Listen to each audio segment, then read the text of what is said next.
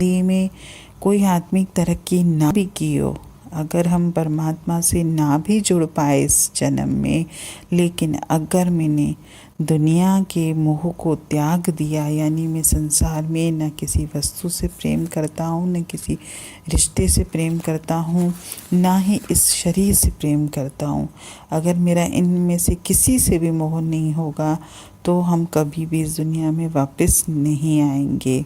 लेकिन हमारे मन को किसी का प्यार तो चाहिए। अगर हम चाहें कि दुनिया का प्यार हमसे छूटे तो इसके लिए मुझे ऐसी चीज़ से प्यार करना पड़ेगा जो इस दुनिया से ऊंची हो, निर्मल हो, पवित्र हो। और वो चीज़ तो सिर्फ हमारे अंतर में उस परमात्मा की शक्ति है जो हर वक्त मेरे अंदर धुनकारे दे रही है।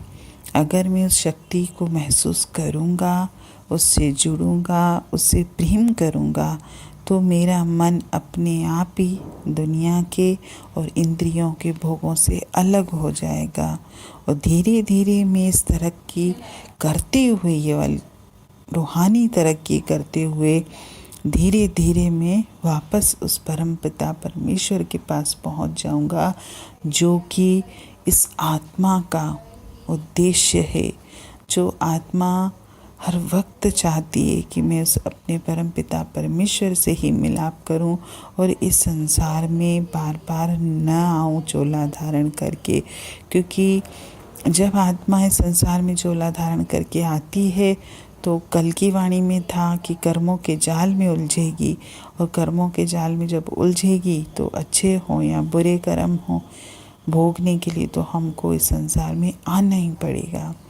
हम मुक्ति चाहते हैं, हम नहीं चाहते कि हमें बार बार इस संसार में आना पड़े किसी भी योनि के रूप में, कोई भी कर्म बनाने के लिए या भोगने के लिए।